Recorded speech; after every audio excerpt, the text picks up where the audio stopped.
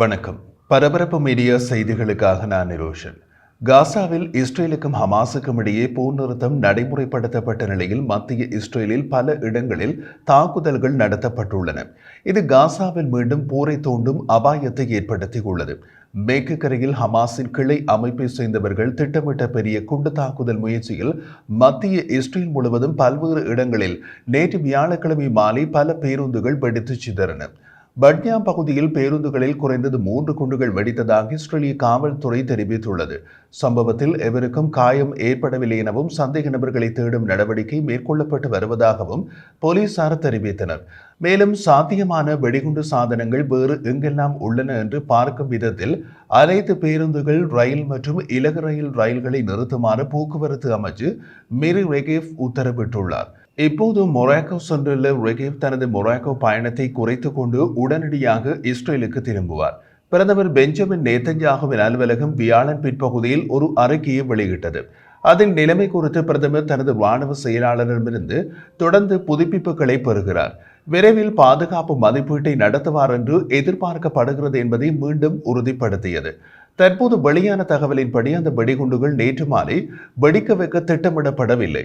நூற்றுக்கணக்கான பொதுமக்களை கொள்ளும் விதத்தில் இன்று வெள்ளிக்கிழமை காலை வெடிக்க வைக்கவே திட்டமிடப்பட்டது என்று டெல் அவீவ் காவல்துறை மாவட்ட உதவி தளபதி ஹைம் சர்கரோவ் தெரிவித்தார். சேனல் 12 செய்தி அறிக்கையின்படி இன்று வெள்ளிக்கிழமை காலை போக்குவரத்து அதிகமாக உள்ள நேரத்தில் பேருந்துகளில் இந்த சாதனங்கள் வெடிக்க வைக்க திட்டமிடப்பட்டன. ஆனால் அவை முன்கூட்டியே வெடித்துவிட்டன. இஸ்ரேலிய பாதுகாப்பு படை IDFின் முன்னாள் செயல்பாட்டு தலைவர் ஜியோரா ஐலாண்ட் அது பற்றி கூறிய போது டைமர்கள் தவறாக அமைக்கப்பட்டுள்ளன என்று ஊகித்தார். வெடிகுண்டுகளை வைத்தவர்கள் இந்த டைமர்களை தவறான நேரத்திற்கு அமைத்திருந்ததால் நாம் அதிர்ஷ்டசாலிகளாக இருக்கிறோம் என்று கூறினார். ஒரு அறிக்கையில் பர்ஜாம் நகராட்சி அதிசயமாக வெடிப்புக்கு ஒரு கணம் முன்பு பேருந்துகள் நிறுத்துமிடங்களுக்கு வந்துவிட்டன. மேலும் அவற்றின் பயணிகள் ஏற்கனவே இறங்கிய நிலையில் பேருந்துகள் காலியாக இருந்தன என்று கூறப்பட்டுள்ளது. வெடிக்க வேண்டிய சாதனங்களில் 4 முதல் 5 கிலோ எடையுள்ள வெடிப்பொருட்கள் கண்டுபிடிக்கப்பட்டதாக தெரிவிக்கப்பட்டுள்ளது. டெல் அவீவ் காவல்துறை மாவட்ட உதவி தளபதி ஹைம் சர்கரோவ் மேலும் தெரிவித்த போது, இது ஒரு பெரிய அளவிலான சம்பவம் மற்றும் நாங்கள் அதிக எண்ணிக்கையிலான காவல்துறையினரை பல இடங்களுக்கு அனுப்பியுள்ளோம். நாங்கள் ரயில்கள் மற்றும் பேருந்துகளை ஸ்கேன் செய்துள்ளோம். மேலும் எத்தனை சந்தேக நபர்கள் சம்பந்தப்பட்டுள்ளனர் என்பதை புரிந்து கொள்ள முயற்சிக்கின்றோம் என்று மேலும் கூறினார். பல வெடிப்புகள் பேருந்துகளில் வைக்கப்படுவதை தடுக்க காவல்துறையால் எப்படி முடியவில்லை என்ற கேள்விகளை சர்கரோவ் தட்டி கழித்தார். மேற்கு கரைக்கு இஸ்ரேலிய பாதுகாப்பு படை IDF பொறுப்பு என்றும் தீவிரவாதத்தை தடுப்பதற்கு உலக உளவுத்துறை ஷின்பெட் பொறுப்பு என்றும் கூறி மத்திய பாதுகாப்பு நிறுவனங்களை நோக்கி கையை காட்டினார். ஹமாஸ் இயக்கத்தின் கிளை அமைப்பான மேற்கு கரை பட்டாலியன் பெரிய பஸ் குண்டு வெடிப்புகளுக்கு பொறுப்பேற்பதாக தெரிகிறது. மேற்கு கரை அகதிகள் முகாம்களில் உள்ள தீவிரவாத உள்கட்டமைப்பில் இருந்து வெடிகுண்டுகளை வைத்ததற்கு பொறுப்பானவர்கள் வந்ததாக பாதுகாப்பு அதிகாரிகள் பின்னர் உறுதிப்படுத்தினர். பேருந்து ஒன்றில் இருந்து வந்த பயணி ஒருவர் பின் இருக்கையில் சந்தேகத்துக்கிடமான பொட்டலம் இருப்பதை கண்டு அதை ஓட்டுநரின் கவனத்திற்கு கொண்டு வந்ததாக இஸ்ரேலிய பேருந்து நிறுவனமான டானின் தலைமை நிர்வாக அதிகாரி ஓபிர் கர்னி சேனல் 12க்கு தெரிவித்தார். மேலும் டிரைவர் அருகில் உள்ள முனையத்திற்கு பேருந்தை ஓட்டிச் சென்றார். பயணிகள் பேருந்தில் இருந்து இறங்கினார்கள். ஓட்டுநர் ஸ்கேன் செய்து பொட்டலம் சந்தேகத்திற்குரியதாக இருப்பதை உறுதி செய்து அனைவரையும் பாதுகாப்பான தூரத்திற்கு அழைத்து சென்று போலீஸ் வெடிகுண்டு படையை அழைத்தார் என்று கர்னி மேலும் கூறினார். அதற்கிடையே 3 பேருந்துகளில் வெடிகுண்டுகள் வெடித்து விட்டன. சேதம் ஏற்பட்டதாகவும் ஆனால் காயம் ஏதும் ஏற்படவில்லை என்றும் போலீசார் தெரிவித்தனர். போலீஸ் படைகள் வெடிகுண்டு செயலிழப்பு பிரிவுகள் மத்திய இஸ்ரேலை ஆய்வு செய்கின்றன. பெரிய படைகள் சம்பவ இடத்தில் விசாரணை நடத்துவதாகவும் வெடிகுண்டு செயலிழக்கும் பிரிவுகள் கூடுதல் சந்தேகத்திற்குரிய பொருட்களை ஸ்கேன் செய்ய தொடங்கியுள்ளதாகவும் போலீசார் தெரிவித்தனர்.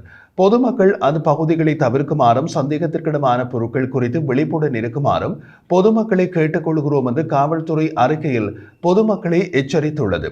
ரெகேவ் பல்வேறு போக்குவரத்து அதிகாரிகளோடு பாதுகாப்பு மதிப்பீட்டை நடத்தினார் மற்றும் சம்பவங்கள் குறித்த புதுப்பிப்புகளை பெற்றார். வியாழன் மாலை பர்ஜாமில் இருந்து பேருந்துகள் மீது குண்டுகள் வெடித்ததை தொடர்ந்து மேற்கு கரையில் சில பகுதிகளுக்குள் நுழைவதை IDF தடுத்தது என்று ராணுவம் அறிவித்தது. இந்த சம்பவம் குறித்து விசாரணை நடத்த ஷின்பெட் மற்றும் இஸ்ரேல் காவல்துறையினுடன் இணைந்து ராணுவம் செயல்பட்டு வருவதாக IDF மேலும் கூறியது.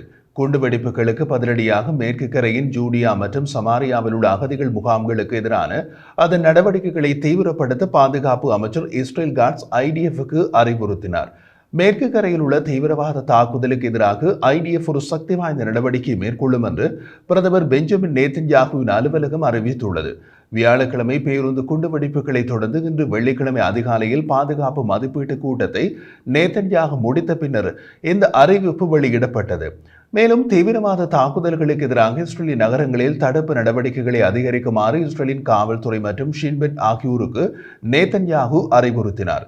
இதன் ஒரு பகுதியாக மேற்கு கரைக்கு கூடுதலாக 3 IDF பட்டாலியன்கள் அனுப்பப்படும் என்று IDF வெள்ளிக்கிழமை காலை தெரிவித்துள்ளது. இஸ்ரேலிய உள்ளக உளவுத்துறை ஷின்பெட் சம்பவத்தின் பின்னணியை விசாரித்து வருகிறது. இஸ்ரேலுக்கு தற்போது நிரந்தர தேசிய பாதுகாப்பு அமைச்சர் இல்லை. சுற்றுலா அமைச்சர் ஹைம் ஹார்ட்ஸ் தற்காலிகமாக அந்த இடத்தை நிரப்புகிறார். பாரம்பரியத்திற்கான இடைக்கால அமைச்சராகவும் நெகேவ் மற்றும் கலிலிக்கான அமைச்சராகவும் செயல்படும் காட்ஸ் கடந்த மாதம் இடாமர் பென்பீர் ராஜினாமா செய்த பின்னர் அந்த பாத்திரத்திற்கு நியமிக்கப்பட்டவர். தாக்குதலின் வெளிச்சத்தில் புறப்படுவதற்கு முன் நாடு முழுவதும் உள்ள பேருந்து ஓட்டுநர்கள் தங்கள் வாகனங்களை தேடுமாறு அறிவிக்கப்பட்டுள்ளது. டெல் அவீவ் பென்குரியன் விமான நிலையத்தில் பாதுகாப்பு பலப்படுத்தப்பட்டது. விமான நிலைய பகுதிகளுக்குள் நுழையும் மற்றும் வெளியேறும் அனைத்து பேருந்துகளும் கடுமையான சோதனைக்கு உட்படுத்தப்படுகின்றன.